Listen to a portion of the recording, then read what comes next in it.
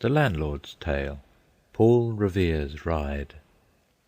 Listen, my children, and you shall hear of the midnight ride of Paul Revere, on the 18th of April in '75. Hardly a man is now alive who remembers that famous day and year.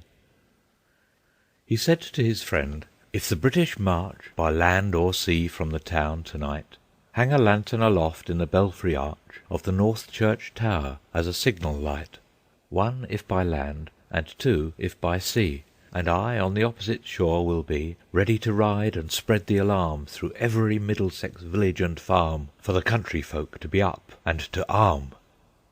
Then he said good night, and with muffled oar silently rowed to the Charlestown shore, just as the moon rose over the bay, where swinging wide at her moorings lay the Somerset, British man of war, a phantom ship, with each mast and spar across the moon like a prison bar, and a huge black bulk that was magnified by its own reflection in the tide. Meanwhile his friend, through alley and street, wanders and watches with eager ears, till in the silence around him he hears the muster of men at the barrack door, the sound of arms and the tramp of feet, and the measured tread of the grenadiers marching down to their boats on the shore. Then he climbed to the tower of the church, up the wooden stairs with stealthy tread, to the belfry chamber overhead, and startled the pigeons from their perch on the sombre rafters, that round him made masses and moving shapes of shade. Up the trembling ladder, steep and tall, to the highest window in the wall, where he paused to listen, and look down a moment on the roofs of the town, and the moonlight flowing over all. Beneath, in the churchyard, lay the dead, in their night encampment on the hill, wrapped in silence so deep and still that he could hear, like a sentinel's tread, the watchful night wind as it went creeping along from tent to tent, and seeming to whisper, "All is well." A moment only he feels the spell of the place and the hour, and the secret dread of the lonely belfry and the dead, for suddenly all his thoughts are bent on a shadowy something far away, where the river widens to meet the bay, a line of black that bends and floats on the rising tide, like a bridge of boats. Meanwhile, impatient to mount and ride, booted and spurred, with a heavy stride, on the opposite shore walked Paul Revere. Now he patted his horse's side, now gazed at the landscape far and near, then impetuous stamped the earth, and turned and tightened his saddle girth.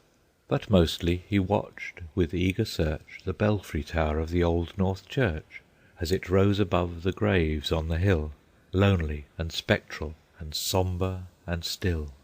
And lo, as he looks, on the belfry's height, a glimmer and then a gleam of light.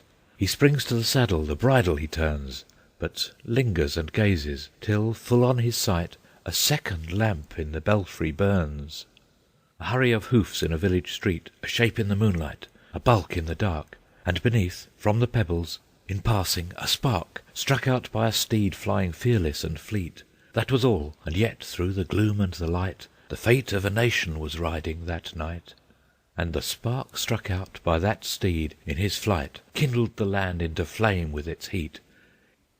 He has left the village and mounted the steep, and beneath him, tranquil and broad and deep, is the mystic, meeting the ocean tides, and under the alders that skirt its edge, now soft on the sand, now loud on the ledge, is heard the tramp of his steed as he rides. It was 12 by the village clock when he crossed the bridge into Medford town. He heard the crowing of the cock and the barking of the farmer's dog, and felt the damp of the river fog that rises after the sun goes down. It was 1 by the village clock when he galloped into Lexington. He saw the gilded weathercock swim in the moonlight as he passed, and the meeting-house windows, blank and bare, gaze at him with a spectral glare, as if they already stood aghast at the bloody work they would look upon.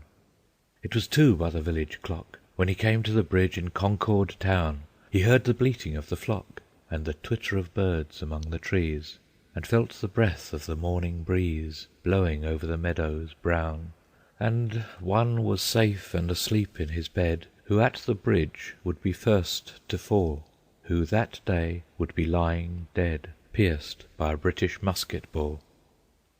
You know the rest. In the books you have read how the British regulars fired and fled, how the farmers gave them ball for ball from behind each fence and farmyard wall, chasing the redcoats down the lane, then crossing the fields to emerge again under the trees at the turn of the road, and only pausing to fire and load.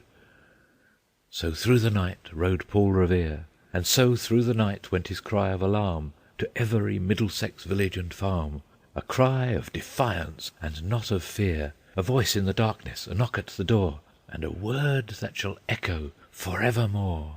For borne on the night wind of the past, through all our history to the last, in the hour of darkness and peril and need, the people will waken and listen to hear the hurrying hoof-beats of that steed, and the midnight message of Paul Revere.